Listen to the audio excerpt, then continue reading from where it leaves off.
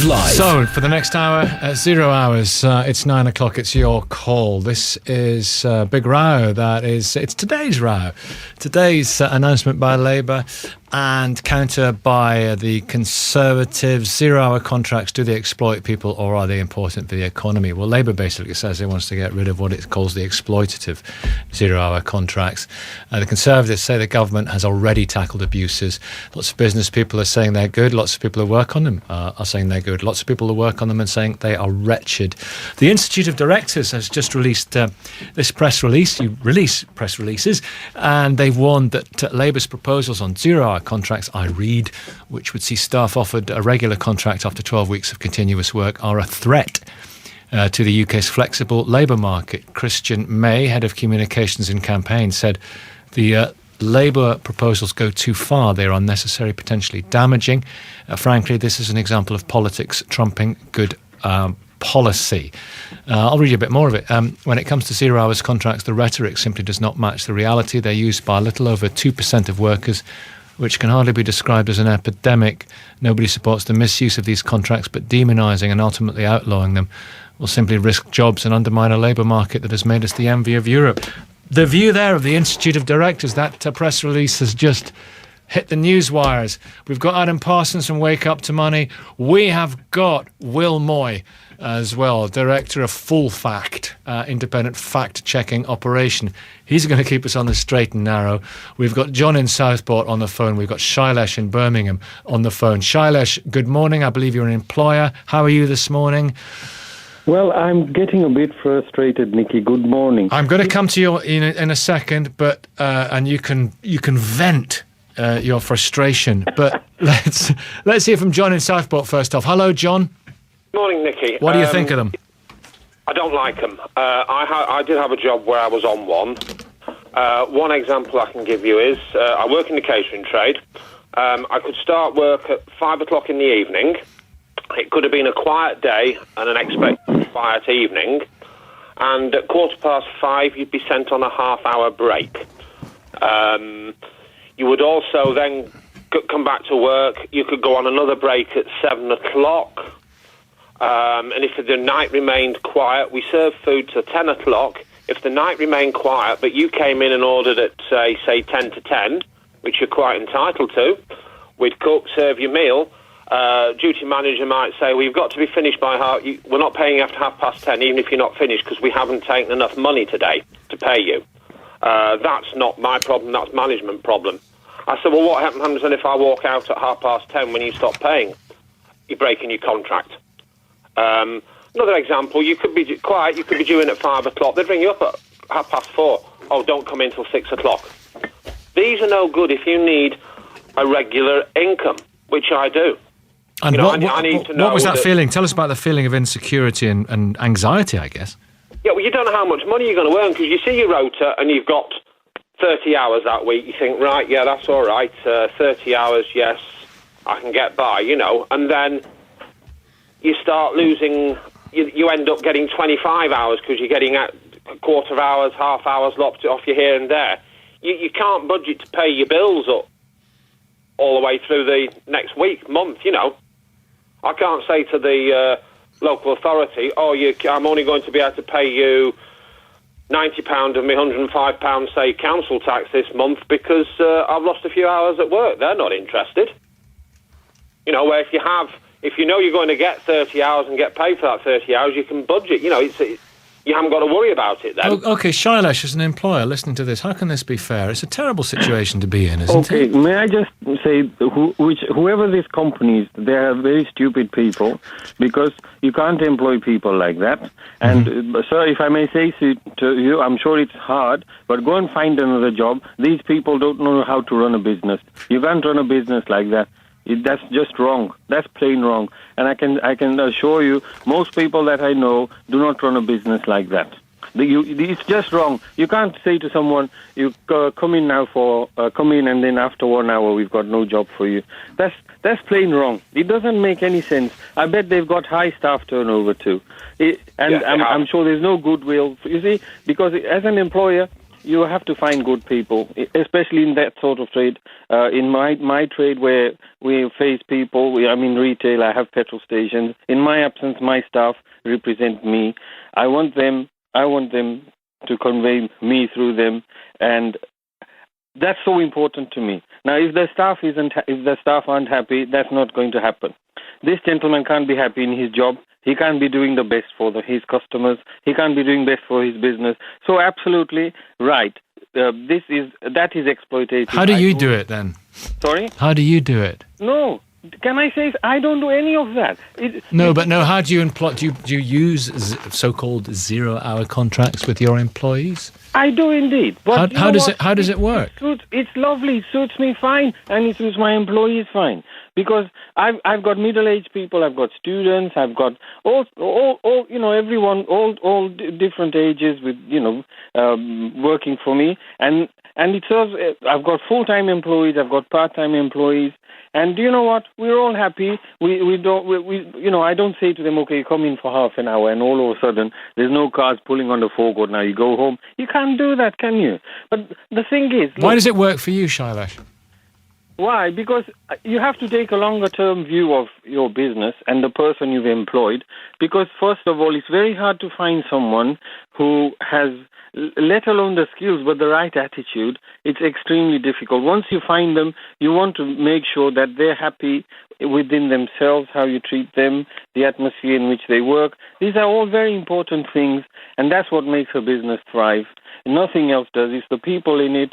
You can have cheap goods on your shelves, and you can do whatever. But if the people working in it are not happy, it's not going to work. And Shailesh, how much notice do you give people that they do have some work? No, it's all set. We set it by every week, and we ask them. Then the students might say, well, you know what, boss, this week I need, next 2 weeks I've got exams. So I don't want to do that many hours. Can you get someone else to do this? I got you. Okay, interesting hearing from both of you this morning. And let's throw that to Adam Parsons and Will. My goodness me, it's a complicated one, this, Adam, isn't it? As to what it is, a 0 hours contract, and also how much it's exploitation and how much it's actually helping people. Yeah, I mean, to go into that first point, it's a complicated one as to what it is. Well, the Office of National Statistics would agree with you. They would say that there is no actual definition of 0 hours contracts that everybody signs up to. And yeah, I mean, we heard there that is the spectrum that we're looking at. Is some employers who say that these provide flexibility and allow that their relationship with their employees to work in a way that works for both sides. And then at the other end of the scale, we have employees who feel that they're being pushed around, that their views aren't taken into account, and that they feel that, to use the sort of buzzword around this, that it is an exploitative relationship that is going on professionally. And that's where I think we're in this kind of morass at the moment, Nicky, is that 0 hours contracts are probably developing and growing in a way that feels slightly uncontrolled and unrestrained. Yeah, Will, just a little bit of a fact check here on what do you think of what you've heard so far? Anything you can put us right on? Well, it's important. Let me just put your microphone right first. It's important to say that people who are on 0 hours contracts are entitled to the minimum wage. They are entitled not to be discriminated against. Well, that sounds like a terrible situation there of John. It did, didn't it? And I would be very interested to know what would happen if he went to the Citizens Advice Bureau and asked what his rights were, because it is not free for all. That the employer should be able to say, do whatever they like. It is true that 17% of people who are on 0 hours contracts are in full-time education. So that example of a student, that's not an atypical example. Yeah. So we are looking at 0 hours contracts as a thing where actually a third of people want more hours, 2/3 of people are happy with the hours they've got. So I find the example of the kind of terrible case completely believable, but bad employment practice and 0 hours contracts aren't necessarily the same thing. I was on one years and years ago selling cavity wall insulation, but I was a student. Right. And I didn't have a family to feed. And that's where you learned your broadcast voice. I just had beer to buy, so it was a very, very different situation. But as you say, suited me. John, Shailesh, thank you very much indeed. John, do you want to come back? Yeah, I just want to say that I've since left that employment, found an employer that is much better to work for. I mean, I could give you loads more examples of what they did on the 0-hour contracts. Is it still a 0 hours contract of a type that you're on now? Oh, no, not now. I'm with a different employer that pays me more than basic minimum wage and guarantees me minimum of X number of hours, which I usually go over. So it's much, much better. Okay, that's interesting. Shailesh, do you guarantee a minimum number of hours, sir? I've never had to do that because I don't go and employ more people than I need, so that then it all gets thinly spread. You must understand, if somebody is doing a job and they can't earn enough money, they're not going to be satisfied, are they? Yeah? No. So what's the point in that? And you have to manage more people. But can I just say one little thing, Nicky, before I go? Of course you this can. whole 0 hours contract has completely skewed the debate on job creation and what's happening. It's quite magnificent what the government's doing, in my view. And the Labour Party has just thrown this in to muddy the water because they don't want to accept that the government has done something good. And, if a Martian came to England, to Britain, from this discussion, they'd probably think that the entire country is on 0 hours contract. Shailesh, thank you. You've nailed your colours to the mast. No doubt.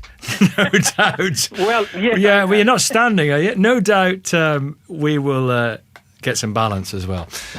Okay. Thank you, sir. Thank you for that perspective. John, hugely appreciated. Thanks for your contribution.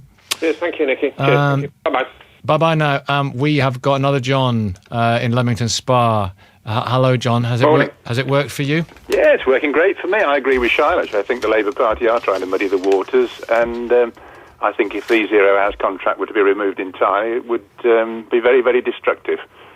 But I think that's what the Labour Party are about. Yeah, well, as I say, balance coming. We're putting the calls on that come in. We're walking a tightrope over the next 6 weeks, as you know. Have you been on one? I'm on one. I mean, it works very well for me. I phone up and make myself available at the beginning of the week for the following week, and I nominate the days that I wish to work. And, if I phone up and say we'll send them an email and say I'm ready Monday, Tuesday, Wednesday, then they'll send me some work Monday, Tuesday or Wednesday or all three or 2 out of 3. But you are retired. Yes. This is a different situation, isn't it? You're right. Yeah. Will wants to come in. Well, I'd just say, I mean, those retired people and those younger people, that's where you get your 0 hours contracts, much more so than normal employment. And is that where you get the proportion of people, or a disproportionate proportion of people, if you know what I mean, who approve of these contracts? Because according to some, it's about 80%. According to one survey, it's 80%. Is that right? I haven't seen that survey. I'd be very interested. Was 20? No, I thought you said that earlier on. Sorry. What we do have is 20% of people who want a new or additional job who are on 0 hours contracts. So 80% of people aren't looking for a new or additional job who are on 0 hours contracts. I took the wrong inference, but that's still, nevertheless, interesting. Yeah, Adam, do you want to come in? Yeah, I mean, the figures are fascinating. I mean, Will is across all of these, but it is difficult to analyse, how many people are. The figure that the ONS came up with is 697,000. But even they say you've got to be careful with these, largely because, and the name suggests it, because it's such a flexible workforce. People come in, they go out. But also the CIPD, Chartered Institute Personnel and Development, did their own research, about 18 months ago, which suggested that about half of people who were on 0 hours contracts actually felt they had a better work-life balance with these contracts than they would do if they were in full-time employment. So it is a complex picture. I think what you've got to caution against is this idea that it is either binary bad or binary good. There are lots of shades of grey. Yeah. Thank you. More to come. It's 9:21 0500 909 693. And let me just give you some texts too. We're discussing 0 hours contract, exploitative or good for the jobs market, good for the economy. Here's a text: good for employers only. It's back to waiting at the factory gates to get a day's work. as a family, we no longer use the likes of a certain company and another certain company because of this. That's from Peter. Great. So the Institute of Directors say 0-hour contracts only affect 2%. Well, that's fine then. Old tickety-boo. I sense a little strain of sarcasm in that one. Another one, I was on a 0-hours contract for about 20 years. It was called being self-employed, and I wouldn't have had it any other way. I was my own boss. I took on the work I wanted to do, and I turned down the work which I didn't want to do. That's from Martin in Somerset. David and Teresa, good morning to you. Teresa. Good morning. It's good to have you on the radio. What's your point, Teresa? Well, I've been on a 0-hours contract for the last 18 months. Basically, I live alone. My children have grown up and got, left home and all that business, got children. I live alone, so consequently, I have to pay everything myself, my bills and so on. And these have been the most stressful 18 months of my whole working life. And I've always worked and I've always had work. I've never been out of work. This is... I can't describe the stress that it causes because, when you're laid off and you've got, all right, I've got a week off now. At my age, I don't feel old or anything, but I quite like to have extra time off. However, you are scratching around looking for extra work because you know that next month it's going to be very tight for paying your bills, And I think it affects people's lives in all sorts of ways that... I'm sure that if you're part of a married couple and perhaps you just need some extra money and you've got children at home and you need flexibility, perhaps that's okay. But from my point of view, I actually became quite ill during the winter this year, and I kept thinking to myself, why am I keep having viruses and feeling ill all the time? And I think it's actually stress. I've never been ill in my life, So it's a really worrying time for you. How has it affected? Really, how has it affected your financial planning, Teresa? It's horrendous. I just have, it's all skin of the teeth stuff, and it's kind of, okay, how much work have I got next month? Oh, I don't know yet. I will know when the time actually comes, and then probably I could have 2 weeks out of 4 of work, and the other 2 weeks I might not have work. So I'm constantly juggling, and then I might have a very good month, or I might have a good 6 weeks, but then I'll have a very lean 4 weeks or so when I'm really struggling to make the money up to actually, and you can't, I don't earn a good salary anyway, so I'm kind of, you don't break even. You're constantly, I'm constantly going into overdraft and so on. What kind of work is it? What kind of work is it? Well, I actually teach English to international students. Now, everyone knows, there's plenty of us in Brighton who do this job, and it is reasonably seasonal, but up until 18 months ago, I had plenty of work through the company that I work for. And then I think because they could issue 0-hours contracts, they actually went ahead and did it. And I have to say that over the last 6 months or so, they've actually lost some very good teachers because these people have had to say, oh, God, I can't really manage like this, so I'm off to find other work. Teresa, let's get another perspective. Stay there and listen, please. We've got David and we've got Ed in Redditch. Let me just say hi to Ed. We'll come to David first. Are you there, Ed? I am. Yeah, feel free to come in and comment on what you've heard in just a second. David, what do you think? 0-hour contracts, your experience? Well, my experience really is through my children. I mean, I've got 4 children, 28 years old, 24 years old, 23 years old, and 18. And I really want to talk about the older 3 because I think 0-hours contracts just stop you from building any kind of independent adult life. I mean, if I can just talk about it, my older daughter, all 3 of my older children actually have been to university, so I would count them as sort of part of the privileged percentage of this country, but they have still suffered as a result of 0-hours contracts. The older one working in care work, my 23-year-old working in care work. You never know how much work you're going to get paid. You never know how many hours you're going to get paid. You can't plan. Most of the time you're having to live at home with your parents, which you really don't want to do when you've finished university. And also, if you are renting somewhere, there is always that risk that you can't pay the rent that month. my middle one, the 24-year-old, his experience really is about working in the catering industry. And, that can be, you can be told one week, oh, we haven't got enough work for you this week. And another week, actually, you end up working 60 hours. And, that's not very good for your health, as well as not very good for your bank balance or your ability to either rent a flat or make plans for your life. But the other argument is it which is better, a 0-hour contract or no contract, no job? I've heard that argument coming from the side that's against these. Well, I don't know. I mean, funnily enough, I'm a teacher myself at the moment, but, a number of years back, I actually ran a small business myself at the moment. And actually, one of the reasons why my small business didn't work was because actually I wanted to pay people proper wages that they could rely upon. I'm not talking about massive wages, I'm just talking about proper wages and regular wages. And, to be honest, I'm quite happy to put my hands up and say, I didn't really have a business there, did I? And I think there aren't enough businesses around who are saying, do you know what, I don't really have a business here. Let's speak to a businessman. Let's speak on that point. Listen to this. We've got Ed in Redditch. Ed, describe the flexibility that these can give to a business. Yeah, well, I run a retail business, and there's some times, like in January, just after Christmas, when it's where the trade drops, where you just can't offer the same number of hours you could do in some other parts of the year, or at Christmas. So retailers need, or employers need some of that flexibility. I'm not saying you should offer them people 0 hours, but maybe offer them 5. I normally offer people about 10 hours as a minimum, so that I've got the flexibility at those quieter times, so that I've only got them in like 3 days a week rather than 5 days a week.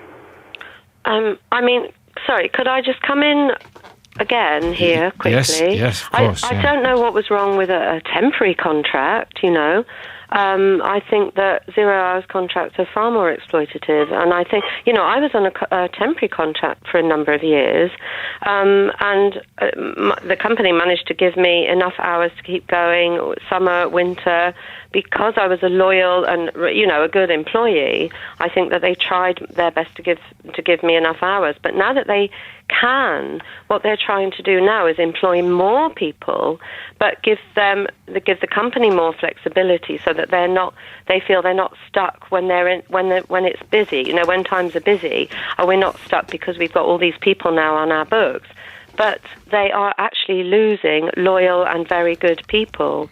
And on the other side of things, when we were talking about, young people, I feel terrible about young people who are trying to, that gentleman with his, sorry, I've forgotten his name. David, yeah, with the grown-up children. I've got a grown-up granddaughter, and she's finally succeeded in getting herself and her boyfriend into a flat, but when they applied for the tenancy, he was on a 0 hours contract, and he wasn't allowed to be involved in the tenancy agreement. And then she had to find someone to guarantee. Yeah, all sorts of knock-on effect with guarantees. Ed, let's can't get mortgages. Ed, I will say that I employ more part-time members of staff than full-time, and so I think it probably works a lot easier or better for people who are on part-time hours than full-time hours, because I wouldn't want the. Personally, I wouldn't want a full-time 0 hours contract, because that does give you a lot of instability. But I think if you're on a part-time contract, then I think you can have some of that flexibility.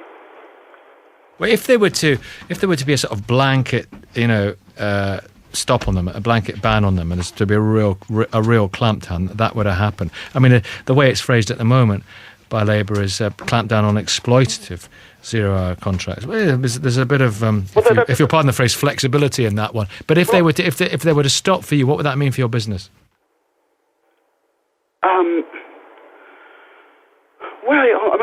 I personally wouldn't offer someone a 0 hours, but it depends whether the 0 is definitely 0, or whether 0 is 5 hours or 10 hours, or is there a set minimum that someone's going to be made to work, really? Will's got Will's got a little stat for us here. I'll fact check it. Go on, Will. So to put this in context, 0 hours contracts, which we're talking about, are maybe about 1 in 40 jobs in the country. part-time, which has just been coming up, is about 1 in 4 jobs in the country. Now, of part-time people, about 16%, that's 1 in 6 people on part-time work, are actually in part-time work because they couldn't find full-time work. Now, that used to be a lot lower. That used to be about half that level. So actually, this part-time stuff is as much about uncertainty sometimes as for 0 hours contracts. OK, Adam, Labour says it wants to outlaw exploitative 0 hours contracts. There's a bit of wriggle in there, isn't there?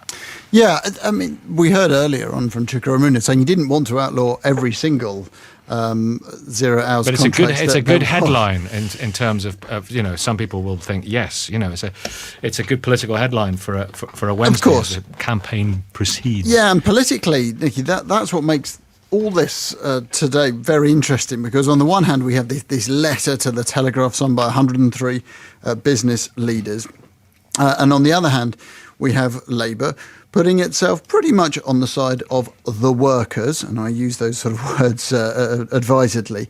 And it is almost as if this day we are seeing something as a sort of chasm appearing between the two parties. Clearly Labour has taken a lead from a lot of people, a lot of union officials saying that 0 hours contracts are something that they dislike and want reform of. And as we've been hearing, the CBI, the Institute of Directors, the EEF, lots of manufacturers and employers' organisations today saying that Labour, they think, have got this wrong.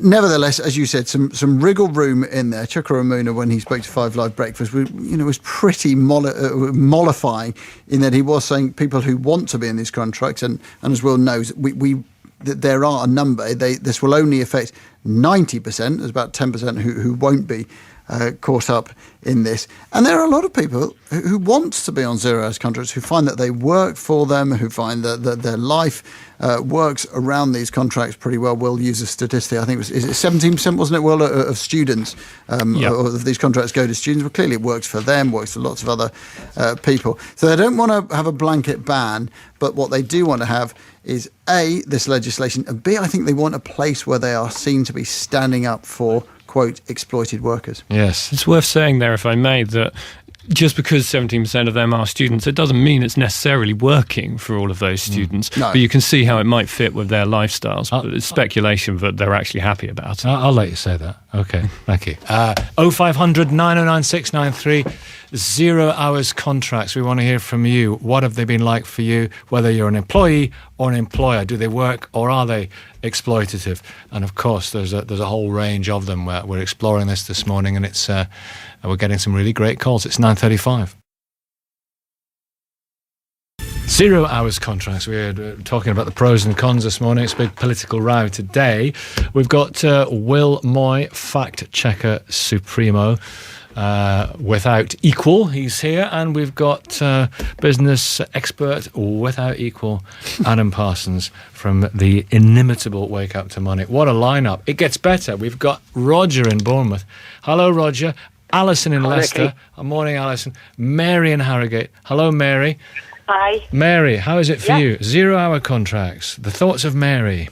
I love it. I've done it for 10 years. It suits me down to the ground. It suits my lifestyle. It means I can spend more time with the family or less time at work, or it just means that I can do what I want. And I just think that if I were to get rid of it, I would be devastated.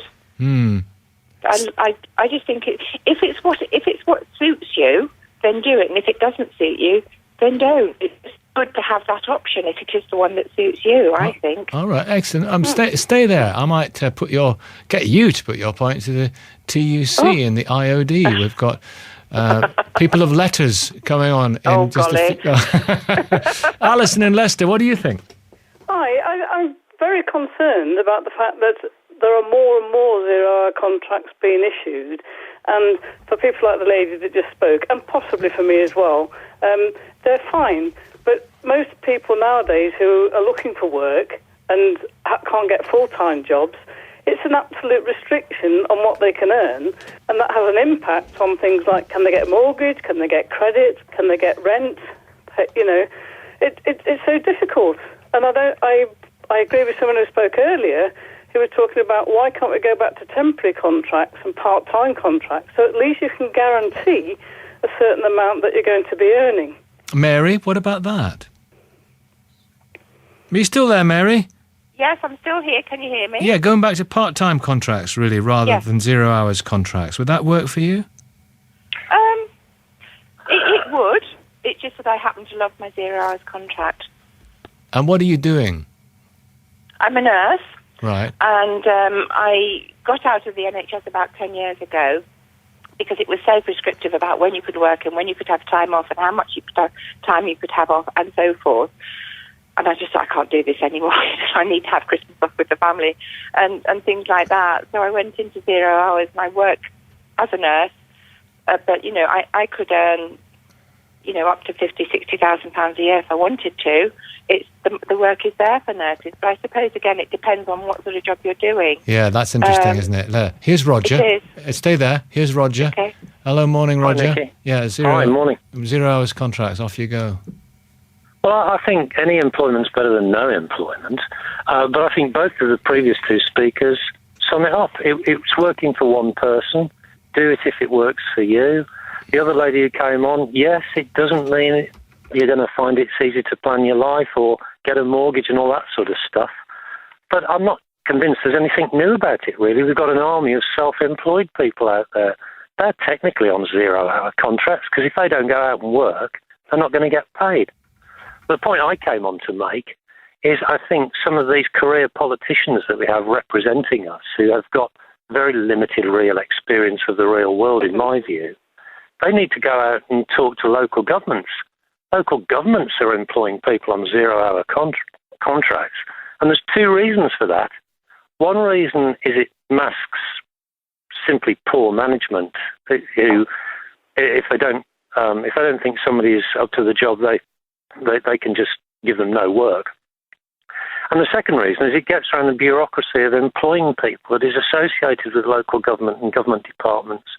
So it's a means of getting around bureaucracy that is associated with employing people or retaining long-term labour. And if there's anything the Labour Party should look at, it's that. While you're all there, let's bring on Christian May, Head of Campaigns at the Institute of Directors. Hello. Good morning. Good morning.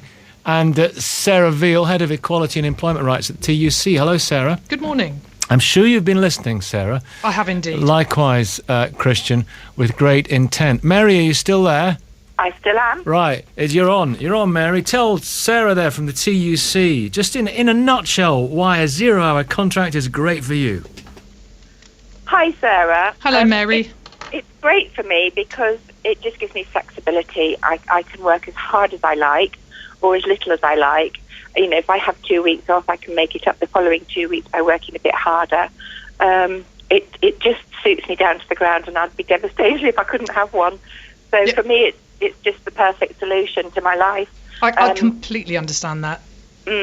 I think what the Labour Party is suggesting is that where the contracts are exploitative, and I think this is where they substitute for what would, up until recently, have been considered to be either a job on a fixed term or temporary contract, or a more permanent arrangement. So I think the idea is not to prevent anyone who's happy with it and has control over what they're doing from being able to do that. I mean, there's freelancers, there's all sorts of other How do you separate the wheat people from the chaff then? Well, exactly. That's exactly right. And I think what's going to have to happen with an incoming government is they're going to have to work out where the delineation is between exploitative and willing. Are there grey areas? There are going to be grey areas, and there could be professions in which some people feel exploited and others don't. So just simply categorising jobs might not get you there. But the presumption, I think, in what Labour is saying is that if someone goes on and on doing the same hours for the same pay in the same pattern, but is told that they're at the beck and call of the employer, there's no regularity, there's no guarantee, then that's going to stop. And after 12 weeks, that would be deemed as a full permanent employment relationship. That's what seems to be on promise, and I think that's absolutely right. It's the exploitation that's got to be ironed out of the system, but not with unintended consequences for good people like yourself, Mary, who are clearly benefiting from a relatively flexible arrangement. Right, interesting. What's just been said, it's Roger, what's just been said is wholly reflective, therefore, of the employer in the situation.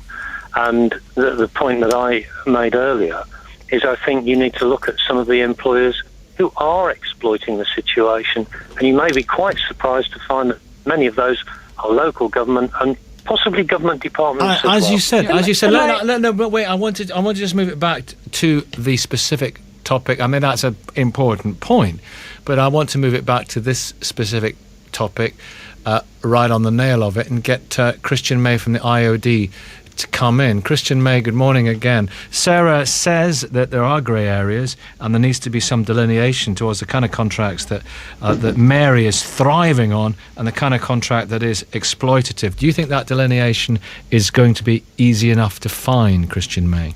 I think it had been found a few months ago. A consensus has emerged to outlaw the use of exclusivity contracts, and those are the clauses in your arrangement, your 0 hours contract arrangement, that says I'm not going to guarantee you work, but you can't go and look for work elsewhere in the meantime. And that was an outrage, and it was against the very flexibility that these sorts of contracts provide, and that's the flexibility which has given us quite an extraordinary story on jobs and unemployment in this country. It remains the case that just 27% of people who report as being on one of these contracts report being dissatisfied with the number of hours of work. That's from the Chartered Institute of Personnel Development. Fact checker Will, is that right? Fact checker Will? Sorry, Christian, it's a third of people who want to be working more hours. It's 20% of people who look for a different or additional job. So a third of people on 0 hours contracts want more hours. Well, the CIPD report was done a couple of years ago. Certainly it's the case that the ONS surveys on this have been more recent. They are the only two authoritative bodies of work on this, and neither paint a picture anything remotely close to the picture painted by the Labour Party today about the extent to which 0 hours contracts are a problem. We're talking about 2 to 3% of the labour market. As you've just heard from Fact Check there and Will, a great many of those people are perfectly content with those conditions, and the consensus that had emerged on ending the use of exclusivity clauses was the right approach to take. It was a campaign the IOD led on, and we fully supported. Okay, so what's gone on today, the announcement today, simply goes too far. You will be introducing French styles of rigid controls and prescriptive controls in a labour market. That isn't what it says at all, and I think it's incorrect to suggest that the IOD led the charge on exclusivity. That was actually a proposal that emerged from the business department as a kind of way of dealing with the worst abuses, but it only goes to a certain extent to stop the worst abuses. It doesn't deal with this serial use, including, actually quite rightly, as somebody just said, in the local government sector, in the public sector, of continual replacement of what should be permanent jobs. There are lots and lots and lots and lots of people in this country who have no job security at all. They can't get mortgages, they can't make pension arrangements, and that has got to be dealt with. It's bad for the economy, it's very bad for society, and it's not working. That's the sort of thing that I think... Yeah, who's that coming? Is that Alison. It's Alison. Oh, please, Alison. Yes, we'll come to Kelly in a minute. Alison, go on. No, I was doing. I was employed by the authority, and in 3 months, I just earned £139. And when I looked back at it all, nearly half of that was just the training. And for me, what it did, it made me decide, actually, I'm going to take my teacher's pension early, which is what I did, and it forced me into that because I thought, if this is all I'm getting, it's not sustainable. And my concern is for the younger people who want to find work, and maybe the flexible hours are good, but they need the certainty of a wage. And the uncertainty of living like that puts all sorts of strains and stresses on everyday life, which is not on, is it? Absolutely. I think that's absolutely right. I mean, I thought you would think that's absolutely right. Let's bring Kelly in. Stay there. Stay where you are. Hi, Nicky. Sarah, and I will come back to you. Likewise, Christian. Kelly, make your point, please. And Hi, thanks for Nicky. calling. I'm a father, and this is about my daughter. I'm a bit nervous. I've never done this before, so please bear with me. You are sounding great.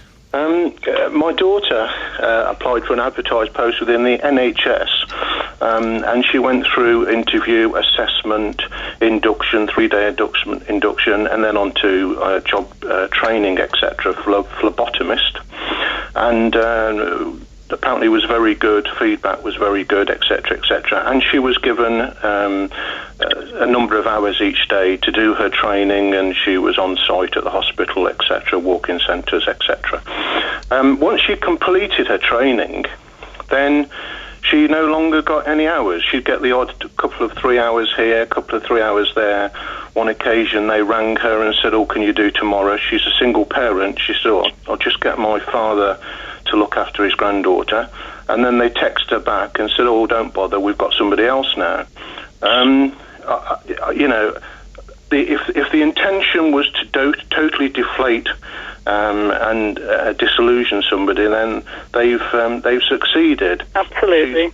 She's a member of the pension scheme, so it's as if she's an employee. It's just unbelievable. I just can't believe. My daughter is absolutely distraught in that she came back so happy when she got this job. She was 2 out of 30. And she was successful. 2 out of 30 that were interviewed for the group she went into.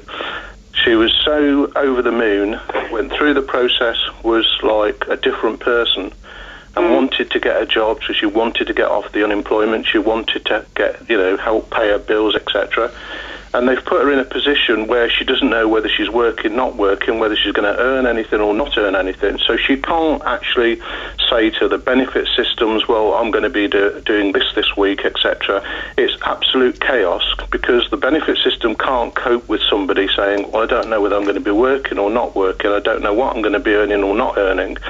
The same with all of the systems as far as the benefits concerned. It's just, for her, it is just, I just can't believe that somebody or an organisation can behave in this way and we allow it. It is just, it's crazy. Christian, do you want to come in on that from the IOD? I think it's an example of places where there is bad practice, and what's particularly interesting is that does tend to be in the public sector, particularly in the care sector. And I think that it was interesting. Bad practice tends to be in the public sector. That Chuck Umaga last night refused to rule out banning 0 hours contracts in the public sector. I think it's interesting to look at the reason why employers who use these contracts report doing so. Fully half of them say they do so because it's specifically to cater to the flexibility of demand that they face as a business, either because it's seasonal, etc. And the other half report that it's because specifically to cater to the flexibility that their staff want. So we know firms of heating contractors and engineers in London who have dozens and dozens of employees. Let's hear another example. All of whom are on 0 hours contracts. Let's hear another example. Well, this is an example, and it's quite important. I've got a real example. Stephen in Wigan. Hello, Stephen. Real, living, breathing, talking example. Stephen, I do apologise, Christian. It's about callers, but it's great to have both of you there and Sarah Vale as well. Stephen, on you go. Well, I'm always ringing on behalf of my two sons. Both have been working in the double glazing industry for 10 years or more, and the company they were made redundant just before Christmas. The government, the unemployment benefit, sent them on a course on an induction on one son for 2 weeks to a company. He worked 2 weeks there, and he said, "No, you're not suitable." And after 2 weeks, and they've worked in the industry for 10 years. I think it's absolutely just exploiting. This was an agency through the government. He also he's got another job now, and must tell you about this. He has another job now just in a meatpacking factory. He doesn't drive. He has to get up at 3:30 in the morning, walk 3/4 of an hour to one side of Wigan, get to the first bus to start at 6 o'clock. He gets there the last week. "Oh, sorry, we should have rung you up. There's no work for you today. Off you pop. No money." And I think it's just absolute exploitation of the workforce of these days. Disgraceful. Absolutely disgraceful. I've just retired, and I wouldn't like to be starting my working career now. I know my son's a little bit older than this. They're in the 30s, but that's the name of the game now, Okay, I'm going to get final comments from everybody. I know it's with some great calls this morning. I award 20 seconds to you, Christian. I award 20 seconds to Sarah Veal. We'll hear from Will and Adam as well. Sarah, you go first. What's the way ahead? 20 seconds. The way ahead is to iron out the exploitative nature of a lot of these contracts. As all your callers have been saying, it's quite appalling that especially young people trying to set out in life who are expected to get mortgages, a large number, and I said at the beginning of this, that people who are happy with the arrangements, freelancers, professionals and so on, of course should be free to make those sort of arrangements, but for the vast majority it's exploitative. Christian. The one example that comes to mind of many is the heating and engineering maintenance firm in London, who have as policy all of their employees on 0 hours contracts. It is absolute policy, and this is quite common, that the minimum amount of notice they get for their upcoming work patterns is 7 days, and because of their flexibility, they have an added value to their labour. That is one example of many where these things can work extremely well. Thank you both so much. Quick fact check, 10 seconds, Will. Main point, only a third of people on 0 hours contracts want more hours. This is not an epidemic where everything is a problem. And Adam, finally, 7 seconds. What is a 0 hours contract? There you go. Oh, my word. No guarantee of money, no guarantee of time, and it's pretty contentious. Thank you all very much indeed for your contributions this morning. Yeah, well, thank you, Nicky. I wish all my guests were as well trained as that. After 10, Nazir Afzal has been responsible for some of the most high-profile criminal cases of recent years, from the conviction of Rochdale's grooming gangs to the prosecution of celebrities like Stuart Hall. He left his post yesterday. He gives his full first broadcast interview this morning to me in just a few minutes' time. He's also the man being quoted in the Times this morning: schools fear Easter terror exodus. Election 2015, making it clear. This is BBC 5 Live. Morning, 10